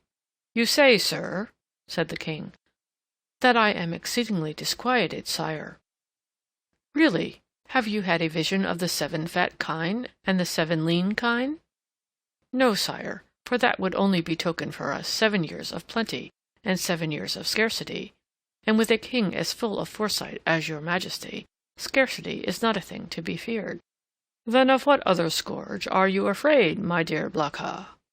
"Sire, I have every reason to believe that a storm is brewing in the south." "Well, my dear Duke," replied Louis XVIII, "I think you are wrongly informed, and know positively that, on the contrary, it is very fine weather in that direction." Man of ability as he was, Louis XVIII liked a pleasant jest. "Sire," continued M. de Blacas, "if it only be to reassure a faithful servant, will your majesty send into Languedoc, Provence, and Dauphine trusty men, who will bring you back a faithful report as to the feeling in these 3 provinces?" "Canonis surdis," replied the king, continuing the annotations in his Horace. "Sire," replied the courtier, laughing, in order that he might seem to comprehend the quotation, "your Majesty may be perfectly right in relying on the good feeling of France, but I fear I am not altogether wrong in dreading some desperate attempt." "By whom?" "By Bonaparte, or at least by his adherents." "My dear Blacas," said the king, "you with your alarms prevent me from working." "And you, sire, prevent me from sleeping with your security." "Wait, my dear sir, wait a moment, for I have such a delightful note on the pastor quum traheret. Wait, and I will listen to you afterwards." There was a brief pause, during which Louis XVIII wrote, in a hand as small as possible, another note on the margin of his Horace, and then looking at the Duke with an air of a man who thinks he has an idea of his own, while he is only commenting upon the idea of another, said, "Go on, my dear Duke, go on, I listen." "Sire," said Blacas, who had for a moment the hope of sacrificing Villefort to his own profit, "I am compelled to tell you that these are not mere rumors destitute of foundation which thus disquiet me, but a serious-minded man, deserving all my confidence, and charged by me to watch over the south," the Duke hesitated as he pronounced these words, "has arrived by post to tell me that a great peril threatens the king, and so I hasten to you, sire." "Maledictus savi domum," continued Louis XVIII, still annotating. "Does your Majesty wish me to drop the subject?" "By no means, my dear Duke, but just stretch out your hand." "Which?" "Whichever you please. There, to the left." "Here, sire?" "I tell you to the left, and you are looking to the right. I mean on my left. Yes, there. You will find yesterday's report of the Minister of Police. But here is Monsieur Danglers himself." And Monsieur Danglers, announced by the chamberlain in waiting, entered. "Come in," said Louis XVIII, with repressed smile. "Come in, Baron, and tell the Duke all you know, the latest news of Monsieur de Bonaparte. Do not conceal anything, however serious. Let us see. The island of Elba is a volcano, and we may expect to have issuing thence flaming and bristling war. Bella, horrida bella." Monsieur Danglers leaned very respectfully on the back of a chair with his two hands, and said, "Has your Majesty perused yesterday's report?" "But tell the Duke himself, who cannot find anything, what the report contains. Give him the particulars of what the usurper is doing in his islet." "Monsieur," said the Baron to the Duke, "all the servants of his Majesty must approve of the latest intelligence which we have from the island of Elba. Bonaparte," Monsieur Danglers looked at Louis XVIII, who, employed in writing a note, did not even raise his head. "Bonaparte," continued the Baron, "is mortally wearied, and passes whole days in watching his miners at work at Porto Longone." "And scratches himself for amusement," added the king. "Scratches himself?" inquired the Duke. "What does your Majesty mean?" "Yes, indeed, my dear Duke. Did you forget that this great man, this hero, this demigod, is attacked with a malady of the skin which worries him to death? Prurigo? And moreover, my dear Duke," continued the Minister of Police, "we are almost assured that, in a very short time, the usurper will be insane." "Insane?" "Raving mad. His head becomes weaker. Sometimes he weeps bitterly, sometimes laughs boisterously. At other times he passes hours on the seashore, flinging stones in the water, and when the flint makes duck and drake 5 or 6 times, he appears as delighted as if he had gained another Marengo or Austerlitz. Now you must agree that these are indubitable symptoms of insanity." "Or of wisdom, my dear Baron, or of wisdom," said Louis XVIII, laughing. "The greatest captains of antiquity amused themselves by casting pebbles into the ocean. See Plutarch's life of Scipio Africanus." Monsieur de Blacas pondered deeply between the confident monarch and the truthful minister. Villefort, who did not choose to reveal the whole secret, lest another should reap all the benefit of the disclosure, had yet communicated enough to cause him the greatest uneasiness. "Well, well, Danglers," said Louis XVIII, "Blacas is not yet convinced. Let us proceed, therefore, to the usurper's conversion." The Minister of Police bowed. "The usurper's conversion!" murmured the Duke, looking at the king and Danglers, who spoke alternately, like Virgil's shepherds. "The usurper converted?" "Decidedly, my dear Duke." In what way converted? To good principles. Tell him all about it, Baron. Why, this is the way of it, said the minister, with the gravest air in the world. Napoleon lately had a review, and as 2 or 3 of his old veterans expressed a desire to return to France, he gave them their dismissal, and exhorted them to serve the good king. These were his own words, of that I am certain. Well, Blacas, what do you think of this? Inquired the king triumphantly, and pausing for a moment from the voluminous Goliath before him. I say, sire, that the minister of police is greatly deceived, or I am, and as it is impossible it can be the minister of police, as he has the guardianship of the safety and honor of your majesty, it is probable that I am in error. However, sire, if I might advise, your majesty will interrogate the person of whom I spoke to you, and I will urge your majesty to do him this honor. Most willingly, Duke. Under your auspices I will receive any person you please, but you must not expect me to be too confiding. Baron, have you any report more recent than this dated the 20th February? This is the 4th of March. No, sire, but I am hourly expecting one. It may have arrived since I left my office. Go thither, and if there be none, well, continued Louis XVIII, make one. That is the usual way, is it not? And the king laughed facetiously. Oh, sire, replied the minister, we have no occasion to invent any. Every day our desks are loaded with most circumstantial denunciations, coming from hosts of people who hope for some return for services which they seek to render, but cannot. They trust to fortune, and rely upon some unexpected event in some way to justify their predictions. Well, sir, go, said Louis XVIII, and remember that I am waiting for you. I will but go and return, sire. I shall be back in 10 minutes. And I, sire, said Monsieur de Blacas, will go and find my messenger. Wait, sir, wait, said Louis XVIII. Really, Monsieur de Blacas, I must change your armorial bearings. I will give you an eagle with outstretched wings, holding in its claws a prey which tries in vain to escape, and bearing this device, Tenax. Sire, I listen, said de Blacas, biting his nails with impatience. I wish to consult you on this passage. Molli fugien angelitu. You know it refers to a stag flying from a wolf. Are you not a sportsman and a great wolf hunter? Well then, what do you think of the molli angelitu? Admirable, sire, but my messenger is like the stag you refer to, for he has posted 220 leagues in scarcely 3 days. Which is undergoing great fatigue and anxiety, my dear Duke, when we have a telegraph which transmits messages in 3 or 4 hours, and that without getting in the least out of breath. Ah, sire, you recompense but badly this poor young man, who has come so far, and with so much ardor, to give your majesty useful information. If only for the sake of Monsieur de Servieux, who recommends him to me, I entreat your majesty to receive him graciously. Monsieur de Servieux, my brother's chamberlain? Yes, sire. He is at Marseilles, and writes me thence. Does he speak to you of this conspiracy? No, but strongly recommends Monsieur de Villefort, and begs me to present him to your majesty. Monsieur de Villefort, cried the king. Is the messenger's name Monsieur de Villefort? Yes, sire. And he comes from Marseilles? In person.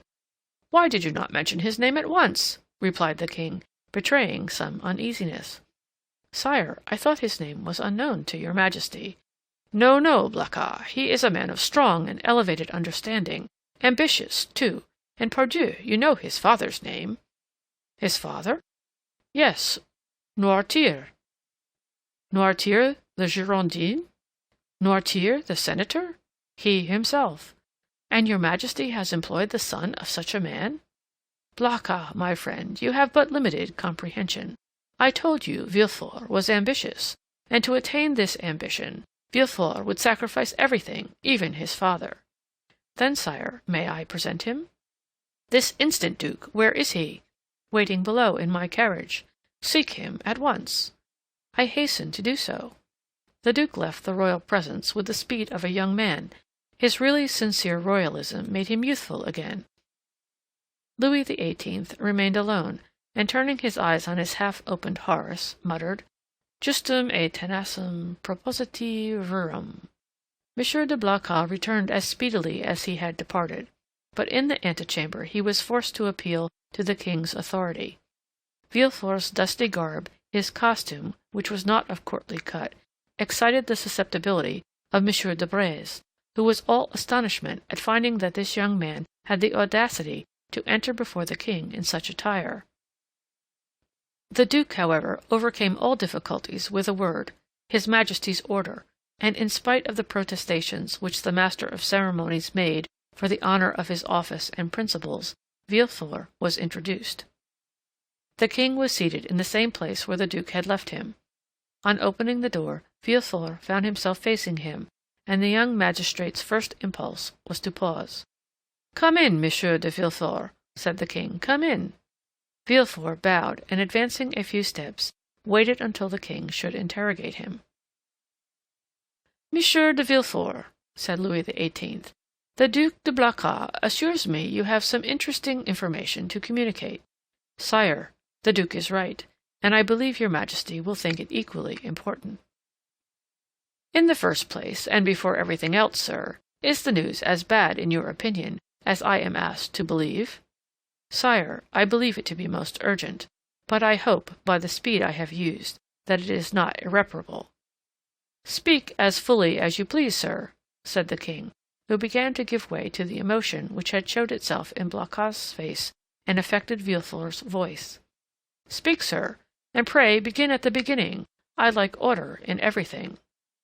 "Sire," said Villefort, "I will render a faithful report to your Majesty, but I must entreat your forgiveness if my anxiety leads to some obscurity in my language." A glance at the king after this discreet and subtle exordium assured Villefort of the benignity of his august auditor, and he went on. "Sire, I have come as rapidly to Paris as possible to inform your Majesty that I have discovered, in the exercise of my duties, not a commonplace and insignificant plot, such as is every day got up in the lower ranks of the people and in the army, but an actual conspiracy, a storm which menaces no less than your Majesty's throne. Sire, the usurper is arming 3 ships. He meditates some project, which, however mad, is yet, perhaps, terrible. At this moment he will have left Elba, to go whither I know not, but assuredly to attempt a landing either at Naples or on the coast of Tuscany, or perhaps on the shores of France. Your Majesty is well aware that the sovereign of the island of Elba has maintained his relations with Italy and France?" "I am, sir," said the king, much agitated, "and recently we have had information that the Bonapartist clubs have had meetings in the Rue Saint-Jacques. But proceed, I beg of you. How did you obtain these details?" "Sire, they are the results of an examination which I have made of a man of Marseilles, whom I have watched for some time, and arrested on the day of my departure. This person, a sailor of turbulent character, and whom I suspected of Bonapartism, has been secretly to the island of Elba. There he saw the Grand Marshal, who charged him with an oral message to a Bonapartist in Paris, whose name I could not extract from him. But this mission was to prepare men's minds for a return. It is the man who says this, sire, a return which will soon occur." "And where is this man?" "In prison, sire." "And the matter seems serious to you?" "So serious, sire, that when the circumstance surprised me in the midst of a family festival, on the very day of my betrothal, I left my bride and friends, postponing everything, that I might hasten to lay at your Majesty's feet the fears which impressed me, and the assurance of my devotion." "True," said Louis XVIII. "Was there not a marriage engagement between you and Mademoiselle de Saint-Méran, daughter of one of your Majesty's most faithful servants?" "Yes, yes, but let us talk of this plot, Monsieur de Villefort." "Sire, I fear it is more than a plot. I fear it is a conspiracy."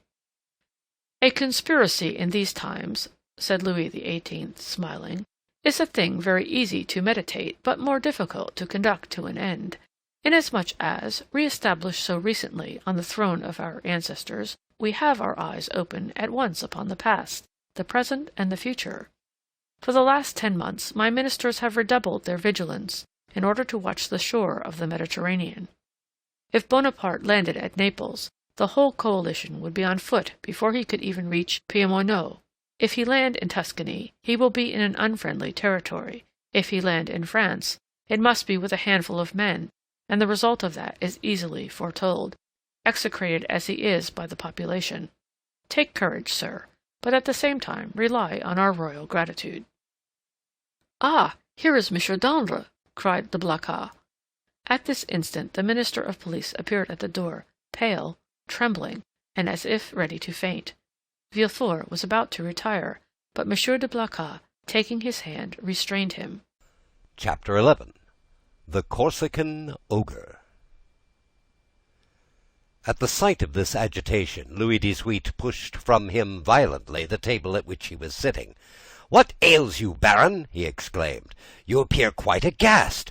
Has your uneasiness anything to do with what Monsieur de Blacas has told me, and Monsieur de Villefort has just confirmed?" Monsieur Blacas moved suddenly toward the Baron, but the fright of the courtier pleaded for the forbearance of the statesman, and besides, as matters were, it was much more to his advantage that the prefect of police should triumph over him than that he should humiliate the prefect. "Sire," stammered the Baron. "Well, what is it?" answered Louis XVIII. The Minister of Police, giving way to an impulse of despair, was about to throw himself at the feet of Louis, who retreated a step and frowned. "Will you speak?"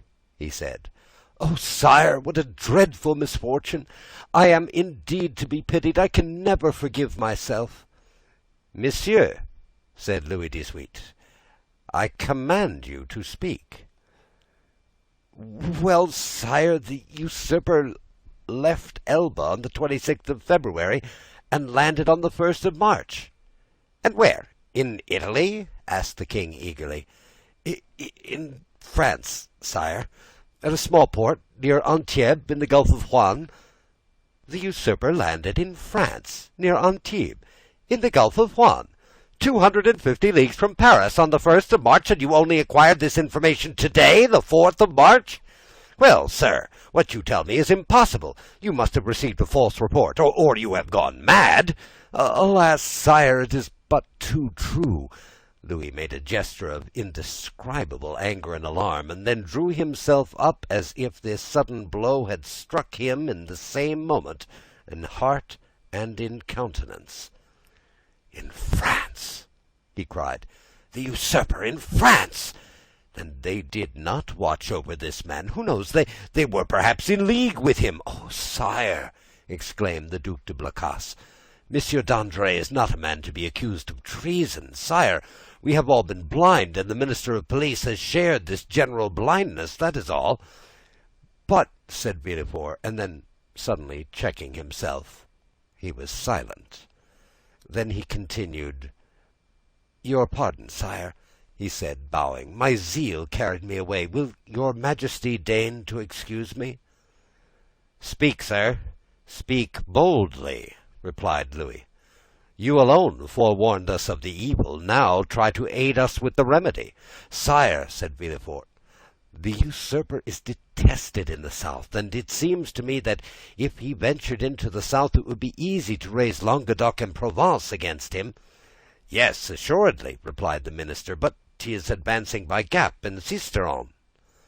"Advancing? He is advancing!" said Louis XVIII. "Is he then advancing on Paris?" The Minister of Police maintained a silence which was equivalent to a complete avowal. "And Dauphine, sir?" inquired the king of Villefort. "Do you think it's possible to rouse that as well as Provence?" "Sire, I am sorry to tell your Majesty a cruel fact, but the feeling in Dauphine is quite the reverse of that in Provence or Languedoc. The mountaineers are Bonapartists, sire." "Then," murmured Louis, "he was well informed.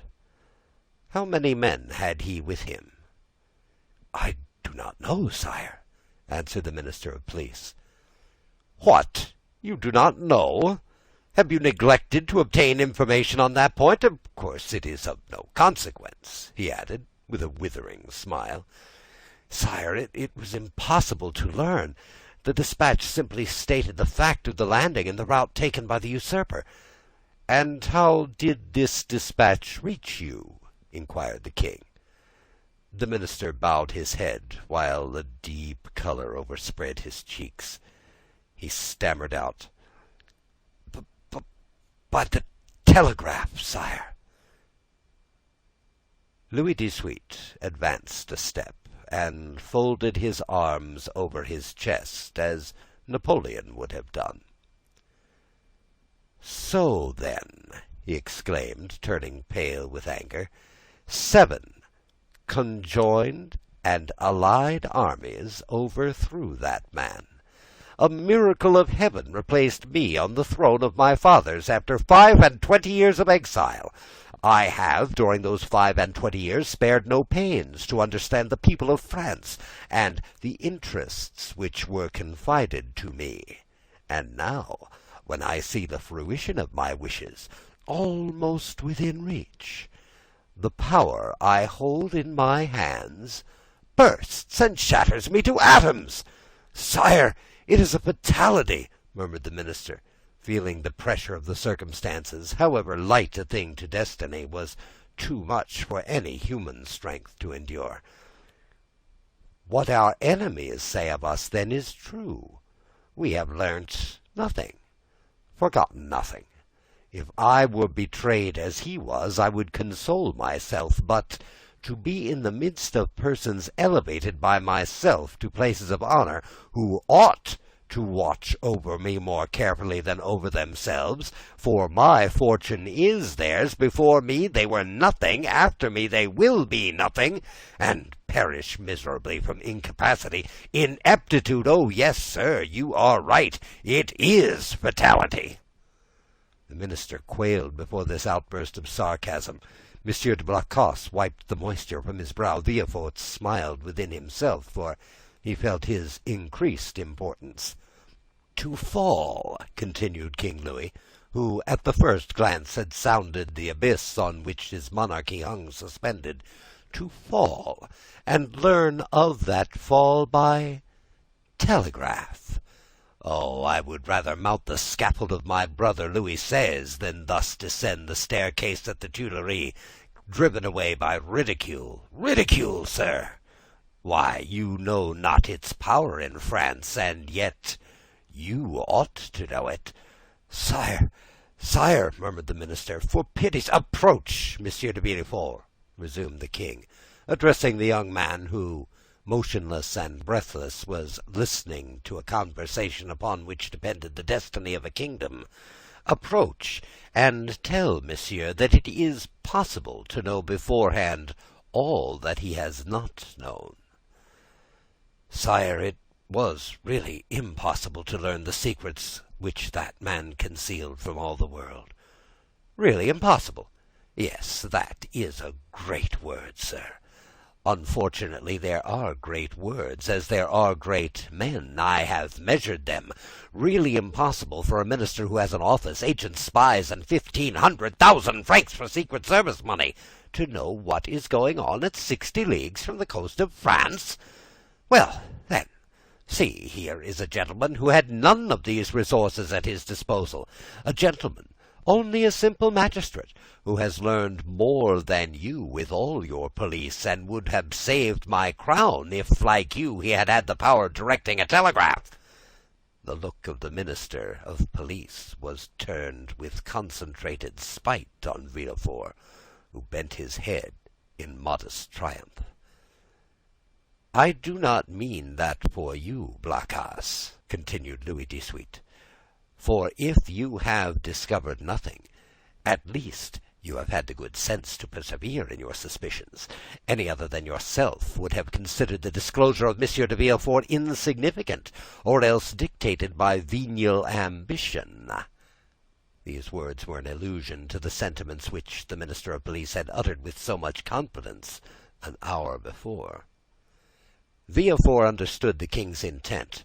Any other person would perhaps have been overcome by such an intoxicating draught of praise, but he feared to make for himself a mortal enemy of the police minister, although he saw that Dandré was irrevocably lost.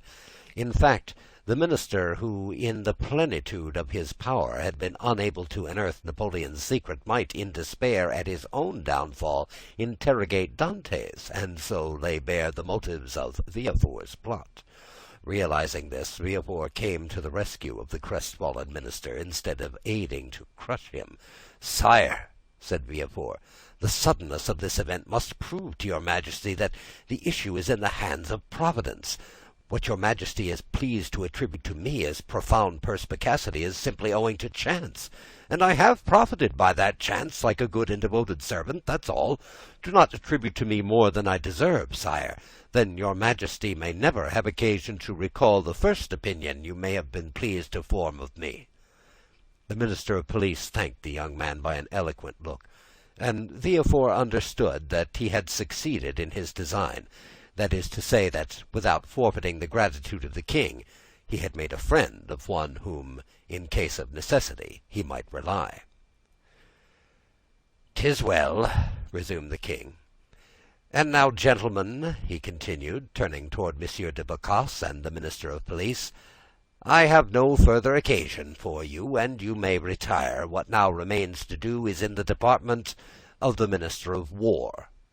"Fortunately, sire," said Monsieur de Blacas, "we can rely on the army. Your Majesty knows how every report confirms their loyalty and attachment." "Do not mention reports, Duke, to me, for I know now what confidence to place in them. Yet, speaking of reports, Baron, what have you learned with regard to the affair in the Rue Saint-Jacques?" "The affair in the Rue Saint-Jacques?" exclaimed Villefort, unable to repress an exclamation. Then, suddenly pausing, he added, "Your pardon, sire, but my devotion to your Majesty has made me forget, not the respect that I have, for it is too deeply engraved in my heart, but the rules of etiquette." Go on, sir," replied the king. "You have today earned the right to make inquiries here." "Sire," interposed the Minister of Police, "I came a moment ago to give your Majesty fresh information which I had obtained on this head, when your Majesty's attention was attracted by the terrible event that has occurred in the Gulf, and now these facts will cease to interest your Majesty." "On the contrary, sir, on the contrary," said Louis XVIII. "This affair seems to me to have a decided connection with that which occupies our attention, and the death of General Quesnel will, perhaps, put us on the direct track of a great internal conspiracy." At the name of General Quesnel, Villefort trembled. "Everything points to the conclusion, sire," said the Minister of Police, "that death was not the result of suicide, as we first believed, but of assassination. General Quesnel, it appears, has just left a Bonapartist club when he disappeared. An unknown person had been with him that morning, and had made an appointment with him in the Rue Saint-Jacques. Unfortunately, the general's valet, who was dressing his hair at the moment when the stranger entered, heard the street mentioned, but did not catch the number." As the police minister related this to the king, Villefort, who looked as if his very life hung on the speaker's lips, turned alternately red and pale. The king looked towards him. "Do you not think with me, Monsieur de Villefort, that General Quesnel, whom they believed attached to the usurper, but who was really entirely devoted to me, has perished the victim of a Bonapartist ambush?" "It is probable, sire," replied Villefort. "But is this all that is known?" "They are on the track of the man who appointed the meeting with him." "On his track?" said Villefort. "Yes, the servant has given his description. He is a man of from 50 to 52 years of age, dark, with black eyes covered with shaggy eyebrows, and a thick moustache. He was dressed in a blue frock coat buttoned up to the chin, and he wore at his buttonhole a rosette of an officer of the Legion of Honor. Yesterday, a person exactly corresponding with this description was followed, but he was lost sight of at the corner of the Rue de la Josienne and the Rue Coqueron."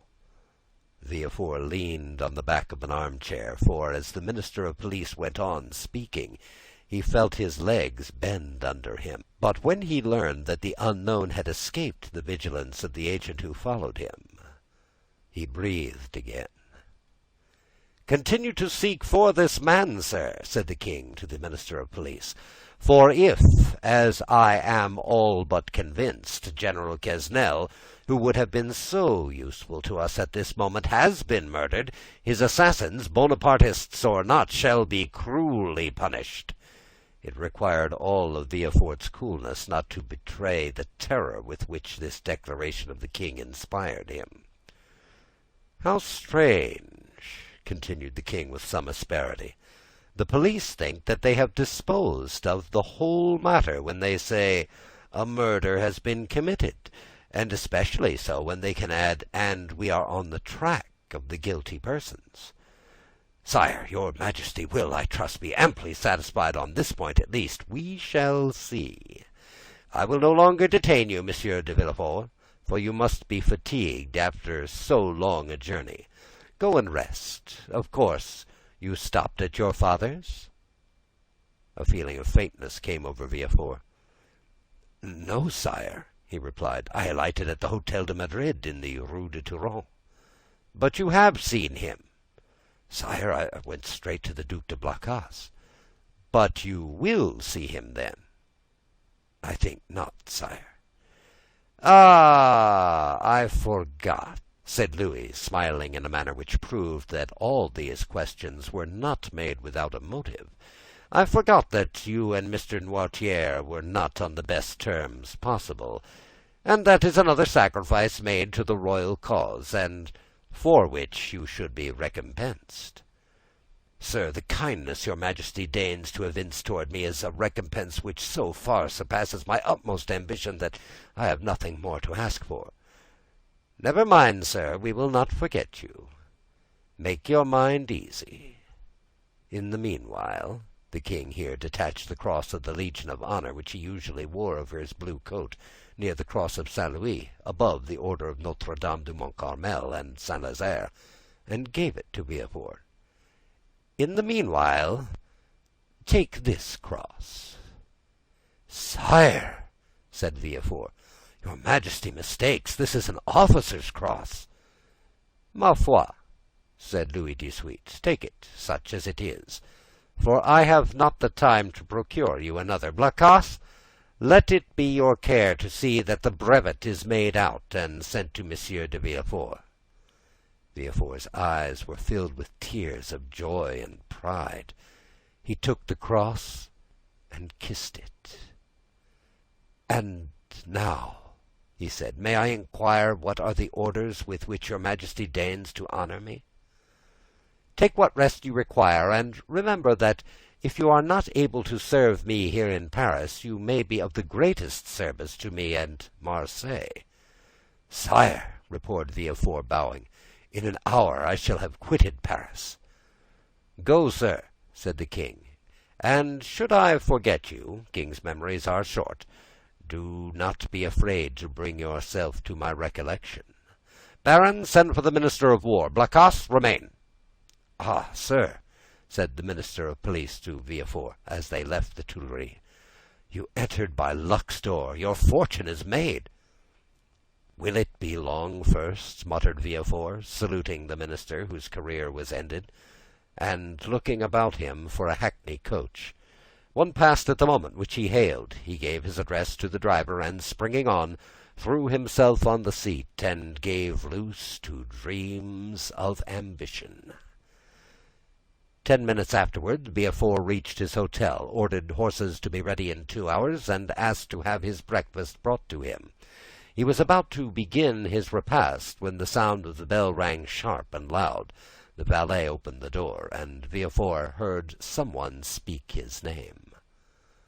"Who would know that I was here already?" said the young man. The valet entered. "Well," said Villefort, "what is it? Who rang? Who asked for me?" "A stranger who will not send in his name." "A stranger who will not send in his name? What can he want with me?" "He wishes to speak to you." "To me?" "Yes." "Did he mention my name?" "Yes." "What sort of a person is he?" "Why, sir, a man of about 50." Short or tall? About your own height, sir. Dark or fair? Dark. Very dark, with black eyes, black hair, black eyebrows. And how dressed? Asked Villefort quickly. In a blue frock coat, buttoned up close, decorated with the Legion of Honor. It is he, said Villefort, turning pale. Eh, pardieu, said the individual whose description we have twice given, entering the door. What a great deal of ceremony! Is it the custom in Marseilles for sons to keep their fathers waiting in their anterooms? Father, cried Villefort, then I was not deceived. I felt sure it must be you. Well, then, if you felt so sure, replied the newcomer, putting his cane in a corner and his hat on a chair, allow me to say, my dear Gerard, that it was not very filial of you to keep me waiting at the door. Leave us, Germain, said Villefort. The servant quitted the apartment with evident signs of astonishment.